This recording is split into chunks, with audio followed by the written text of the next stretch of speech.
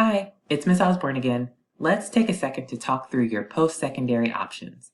I want to make sure that you have all of the information you need so that you can be informed and we can make a plan. So what do I mean by post-secondary? Sometimes we'll refer to secondary school as high school.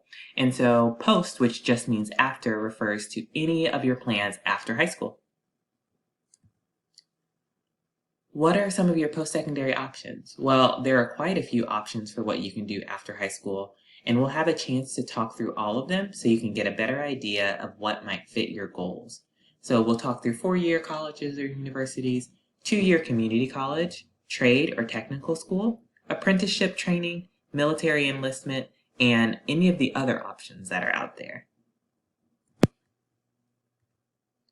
So let's talk first about 4-year colleges or university. So a 4-year college refers to any school that offers a bachelor's degree, which is what you earn after 4 years of study. Although some of the schools might also offer more advanced degrees like a master's or a PhD. And we want to keep in mind that there are lots of jobs that require a bachelor's degree, and then there are some that also will require extra study.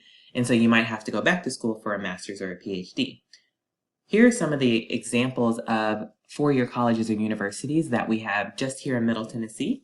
Although we know if we go a little bit further out, there are lots of great 4-year colleges or universities in Tennessee and beyond.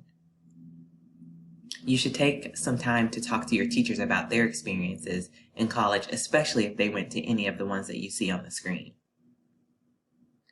So what are some benefits of going to a 4-year university? So typically, the jobs that you can get after earning your bachelor's degree will pay you more money. And there are some jobs that will only consider candidates who have a 4-year degree. And those jobs typically will provide better health care and other benefits like helping people save for retirement. There's also the benefit of getting to gain some independence. So typically students at a 4-year college or university will get to live on campus, which means that you get to be the one who sets your schedule. You get to decide what and where you eat, who you hang out with, and how much time you spend studying versus hanging out. It can be really fun to get to stretch your wings at a 4-year college or university and build some relationships with some great friends. Now, there are some struggles, and some of the ones that previous students have mentioned when talking about their time at a 4-year university were how, at times, it was really difficult to manage how much work they were being asked to do with all of the other things they needed to and wanted to do. You're actually getting a taste of that right now with the 4x4 schedule that we're on, where your entire course will finish in 1 semester. So you know that there's a lot of information that you are being asked to master really quickly. Many individuals who choose to live on campus at their 4-year college, and that means that they are learning how to manage their time, navigating feeding themselves, doing their laundry and chores, balancing time with friends, making sure they take time for themselves. There's lots to balance. And the work at a 4-year university is often more difficult than what you're being asked to do in high school. Thankfully, just like high school, there are lots of great supports like tutoring, studying groups, and your professors who are typically experts in their field who can help you when the work gets hard. So there are also 2-year community colleges, and that's where students are able to earn an associate's degree in 2 years. It typically will take 2 years if they attend full-time, a full course load every semester, although it may take longer if students attend part-time and take fewer classes each semester. There are some really great benefits to attending a 2-year college. Usually they are a lot cheaper, and that's because students are not living on campus, and so you are only paying for what it costs to attend class. There's another awesome benefit, especially in Tennessee, is the Tennessee Promise. You will hear a lot more about this in the future, but the Tennessee Promise allows residents of this state the chance to attend any Tennessee community college tuition-free, which means you don't have to pay to go to school, which is really nice. There are also some jobs that only require a 2-year or associate's degree, and attending a community college allows you to be qualified for that job without having to take on any extra debt or pay for any other classes or be in school longer than you need to. I will say that there are some struggles though. Fewer students graduate from community college than from a four-year college or university. And there are a couple of reasons why that's true. It can be difficult for students to balance working full-time and going to school full-time. And there are times where, for those students who are balancing those things, work will win out, and needing to make money will win out over the desire to go to school. And that's completely valid. We just want to make sure that we are always asking for help when we need it. Just like at a four-year school, there are resources that can help students who find themselves struggling to balance all of the things that they need to do. We just have to reach out. There are also trade or technical schools. This type of school provides hands-on training for employment and usually results in a certificate of completion or a specific licensure. So there are some that are for-profit, and that means that they require individuals to pay the full cost of attendance because they're operating like a business. And there are some that are not-for-profit, and these generally receive some money from the state or federal government to help them make the cost of attendance a little cheaper for students. One that you'll see all over the state of Tennessee are Tennessee Colleges of Applied Technology. And those are the ones that are also covered under Tennessee Promise, which again, we'll talk a lot more about as we get closer to graduation.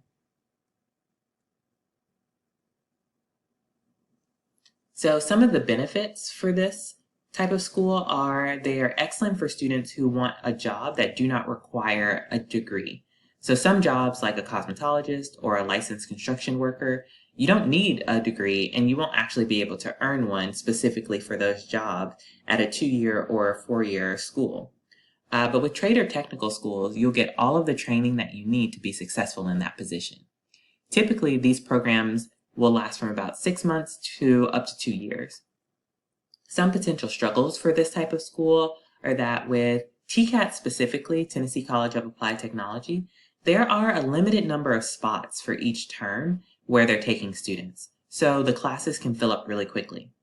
Also, these programs can be very expensive if the school is not covered by Tennessee Promise. So any of the for-profit trade schools will ask you to cover all of the costs yourselves, and they may not offer scholarships. So students will be expected to pay all of it.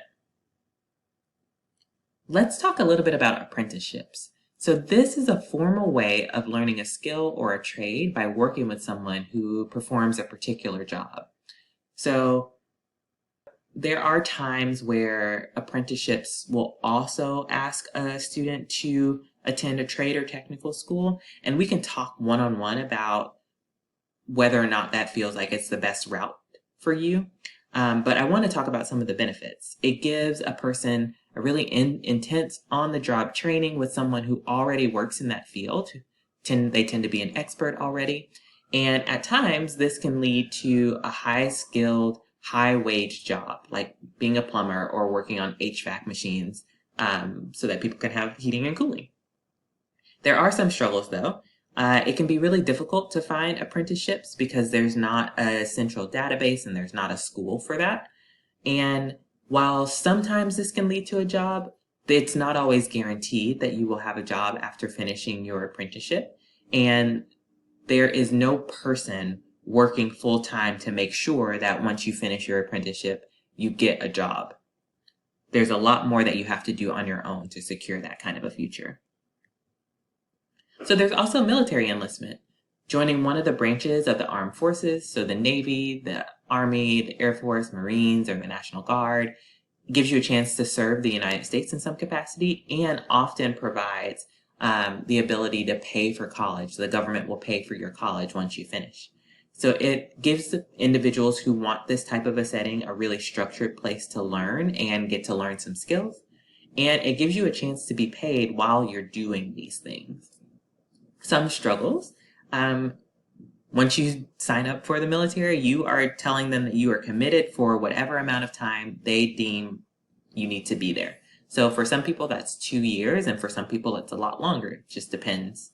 It can cause you to be really far away from your family and friends. You might potentially have to fight in a war that could take you really far away from your family and friends and put you in potential danger. And there are some people for whom this is just too much structure. I have had students where this has been really great for them and they have thrived in this situation. And I've had some students that got there and realized that, nope, this isn't quite for me. There are some other options. So there are students who will want to go directly into employment after high school, and there are benefits and drawbacks to this as well. Most of the jobs that individuals can get right after high school are not going to be very high wage. You may not get paid a whole lot of money to be there. But for some students, it is really important for them to go straight to work, and they are not interested in getting any more schooling afterwards. Keep in mind that if this is what you choose, you can always go back to school in the future if you want to. You can also volunteer full-time through AmeriCorps or VistaCorps or the Peace Corps. AmeriCorps and VistaCorps will send you to different places all over the United States to volunteer, and the Peace Corps will send you to somewhere outside of the United States to volunteer. So what about those of you who have no plan? Well, that's okay. For right now, that's okay. By the time we're a senior and we have no plan, that's less okay. If you fall into this bucket, me, Miss Osborne, or Miss Hutchinson, your 9th grade school counselor, would love to chat with you about what you could do after high school. We want to help you have a plan as early as possible. So, where do you fall? I want you to take a second to think in your head, maybe write down if you want to, what were some of the options that you were surprised to see were available to you? Or maybe nothing surprised you, but this really confirmed that something like a 4-year school or a trade or technical school is absolutely for you. I want to hear about that. What are your current plans now that you know all of the options available to you? Feel free to put it in the chat. Did your plans change from what you previously thought?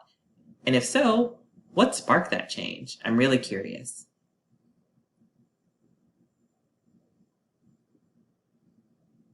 Thanks so much for listening.